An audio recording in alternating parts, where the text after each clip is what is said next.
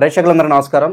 ఈరోజు మన స్టూడియోలో ప్రముఖ తంత్ర జ్యోతిష్యులు, జ్యోతిష రత్న, జ్యోతిష సామ్రాట్ చింతా రుక్మాన్ గదరావు గారు మనతో ఉన్నారు. గురుగారితో మాట్లాడేద్దాం. నమస్కారం గురుగారు. మాతృదేవోభవ, పితృదేవోభవ, ఆచార్య దేవోభవ. గురుగారు, జూలై మాసం 2025 వృషభ రాశి వారి పరిస్థితి ఏ విధంగా ఉండబోతుంది? ఎలాంటి ఫలితాలు ఉంటాయి? ఎలాంటి రెమెడీస్ తీసుకుంటే బాగుంటుందంటారు గురుగారు? ఈ 2025 జూలై మాసం వృషభ రాశి వాళ్ళకి ఎలా ఉంటుందంటే, అత్యంత శుభగ్రహ స్థితి ఉన్న రాశుల్లో ఇది కూడా మొదటి వరుసలోకి వస్తుంది. ఎందుకంటే రాశ్యాధిపతి అయిన శుక్రుడు రాశిలోనే ఉండడము, ద్వితీయంలో గురువు ఉండడము, లాభంలో శని ఉండడము, దశమంలో రాహు ఉండడము, ఇన్ని గ్రహాలు దిగ్బలను పొందడము, అదేవిధంగా గతంలో జరిగిన షష్టగ్రహ కూటమి లాభస్థానంలో జరగడము, ఇవన్నీ ఆలోచించుకుంటే వృషభ రాశి వాళ్ళకు దోషాలు తక్కువని చెప్పాలి. ఒకవేళ ఉంటే కూడా అవి వీటి ముందు పనిచేయవు. స్వతహాగా వీళ్ళు పట్టుదల ఎక్కువ కలిగిన వాళ్ళు, చిన్న విషయాన్ని కూడా అడ్జస్ట్ చేసుకోరు. వీళ్ళు ఖచ్చితంగా ఉండాలి, ప్రాచీనమైన ఆలోచనలు ఉంటాయి. అదేవిధంగా ఈ రాశిలో అత్యంత బలమైనటువంటి రోహిణి నక్షత్రం ఉంది. ఆ నక్షత్రం శ్రీకృష్ణుల వారు పుట్టారు. అంటే బిఫోర్ ప్లానింగ్ బాగుంటుంది వీళ్ళకు. రాబోయే సంవత్సరంలో ఈ సంవత్సరం ప్లాన్ చేస్తారు. ఏది పెరుగుతుంది, ఏది తగ్గుతుంది, ఏది కొని పెట్టాలి, ఏది సేవ్ చేసి పెడితే ఎప్పుడు పెరుగుతుంది, ఇట్లాంటి ఆలోచనలు వీళ్ళు బాగుంటాయి. ఫస్ట్ ఫ్యామిలీ, ఆ తర్వాత ప్రపంచం. ఫ్యామిలీని బాగా చూసుకుంటారు. కానీ వీళ్ళు ఎక్కువ కండిషనల్గా మాట్లాడుతుంటారు. ఇలానే ఉండాలి, అలా ఉండాలి, అది ఎందుకు, ఇది ఎందుకు, చిన్న చిన్న తప్పులు కూడా ఒప్పుకోరు. అదొకటి వీళ్ళ దగ్గర ప్లస్ మైనస్ రెండు అదే. తర్వాత తీసుకుంటే ఇప్పుడు గ్రహస్థితి చాలా చాలా ఎక్సలెంట్గా ఉంది.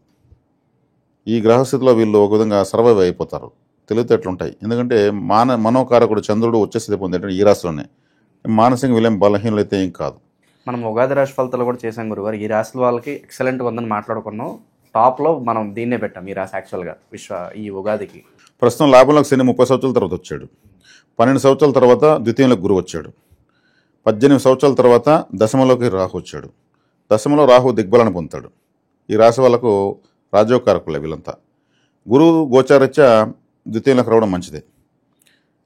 కాబట్టి వీళ్ళకు తోడ్పాటు, ఇతరుల తోడ్పాటు కూడా బాగుంటుంది. బుధుడు 3వ ఇంట్లో ఉన్నాడు. సహకారము, ప్రయత్నం అనేటువంటి ప్లేస్లో పంచమాధిపతి తృతీయంలో ఉన్నాడు. చాలా తెలివిగా స్టెప్ వేస్తారు. ఇంటెలిజెంట్ కదా బుధుడు కూడా. కాబట్టి వీళ్ళకి ఈ రాశి వాళ్ళకు ఏ విధంగానూ దోషం చెప్పేదానికి లేదు. ఒకవేళ ఉన్న అవి చెప్పాలని నాకు కూడా ఇష్టం రావడం లేదు. అన్ని విధాలు బాగుంది. అంటే ఎంత బాగున్నప్పటికీ కొన్ని జాగ్రత్తలు ఖచ్చితంగా తీసుకోవాలి. మరి దాని గురించి ఏం చెప్తారు? కాలసర్ప దోషం ఉంది ప్రస్తుతానికి, ఈ మాసం నడుస్తూ ఉంది.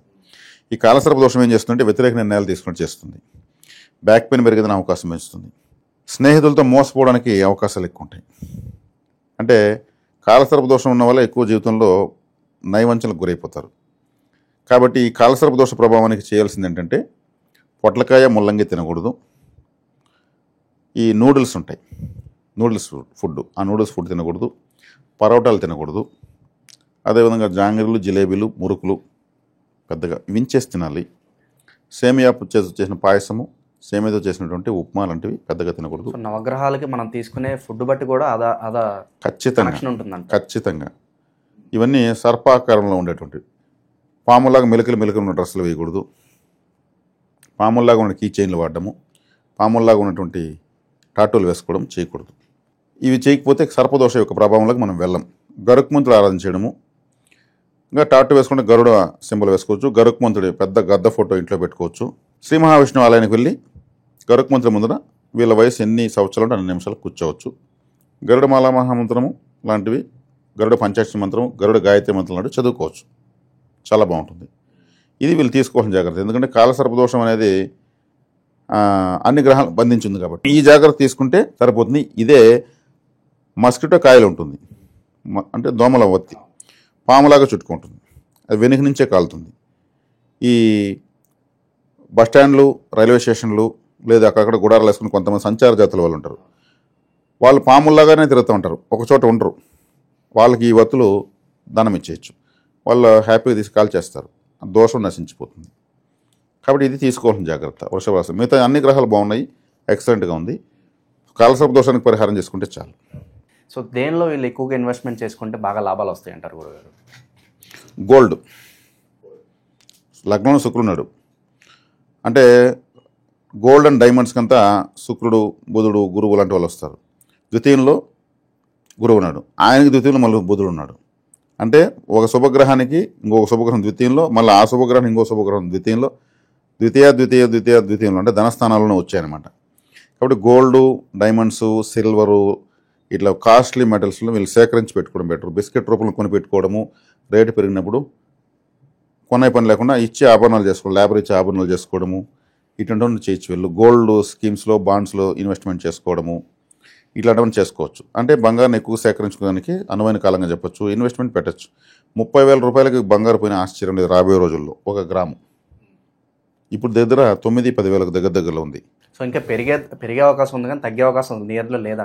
అదే 6,000 రూపాయలు 10 గ్రాములు ఉన్నప్పుడు ఓఎమ్మ 6,000 అన్నారు. అదే గ్రామ్ 10,000కి వచ్చింది. ఇది 30,000కి పోదని గ్యారంటీ ఏం లేదు. నేను ఈ మధ్య కూడా ఎంక్వైరీ చేశాను. బంగారు షాపులో చెప్తున్నారు, సార్ హ్యాపీగా ఇప్పుడు కూడా ఏం పెద్దగా రేటు లేదు, ఎప్పుడు బంగారు రేటు ఎక్కువే అంటూ ఉంటారు, కానీ ఇది 30,000కు ఖచ్చితంగా పోతుంది అని వాళ్ళ అనుభవంతో చెప్పారు. కాబట్టి ఈ వృషభ రాశిలో శుక్రుడు ఉన్నప్పుడు బంగారు పైన పెట్టుబడులు పెట్టుకోవచ్చు. ఒకవేళ టక్మని ఒక 2,000 తగ్గినా కానీ బాధపడాల్సిన వస్తుంది. అదే 4,000 పెరుగుతుంది. వీళ్ళ పెట్టుబడులు అట్లా వైపు మళ్ళించవచ్చు, మంచిది. షేర్లు కూడా గోల్డ్ షేర్స్ అంటే మెటల్ షేర్స్లో గోల్డ్, సిల్వర్ ఇట్లాంటివి సెలెక్ట్ చేసుకోవడం మంచిది, వర్కౌట్ అవుతుంది. అవకాశాల గుర్తింపు పరంగా కూడా బాగానే ఉంటుంది అంటారు. చక్కగా ఉంటుంది, మంచి ఆకర్షణ. లగ్నంలో శుక్రుడు, రాశిలో శుక్రుడు ఉన్నాడు, ముఖ వశీకారం బాగుంటుంది.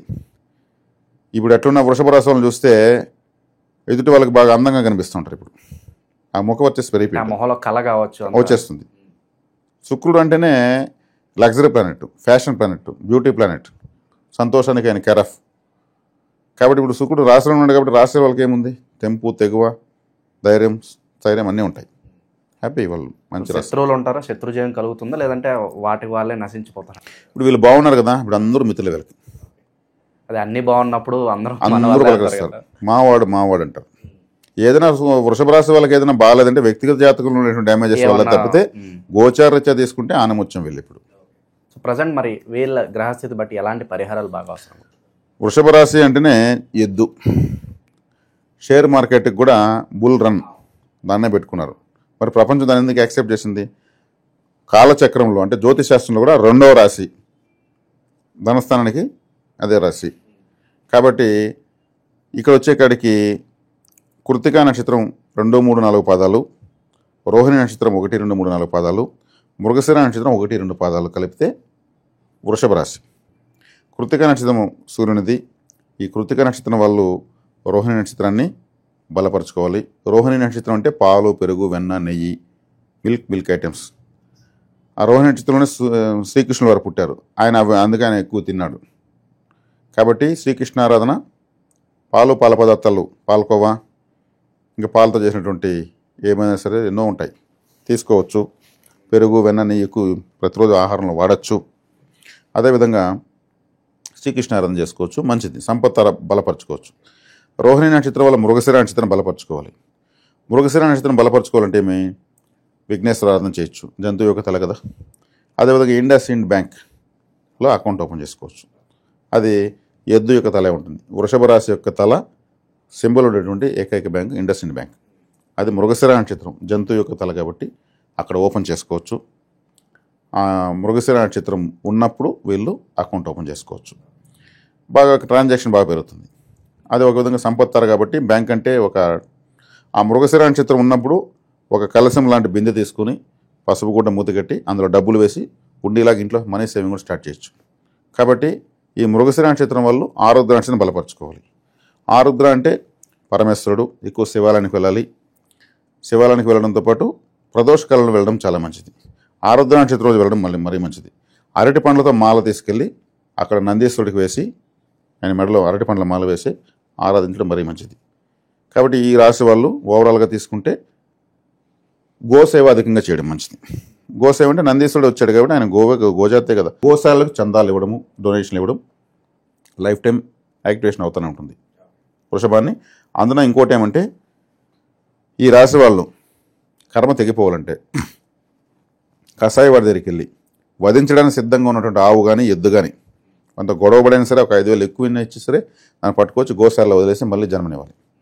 అప్పుడు రాశి యాక్టివేట్ అయిపోతుంది. ఇది కొంచెం ఖర్చుతో కూడుకున్న పని, కొంచెం గొడవతో కూడుకున్న పని, రిస్క్తో కూడుకున్న పని. అది చేశారంటే వీళ్ళు కర్మ తెగిపోతుంటే గోవుకి గోమాత ధర్మదేవతకి వీళ్ళు మళ్ళీ ఏం చేశారు, ఆయన కొంతకాలం బతకడానికి అవకాశం ఇచ్చారు. లైఫ్ ఇచ్చారు. అద్భుతమైన పరిహారం ఇది. ఇది వృషభ రాశి వాళ్ళు చేయొచ్చు. వాళ్ళ యొక్క రాశి యొక్క జీవకారకత్వాన్ని వీళ్ళు సేవ చేసినట్టు.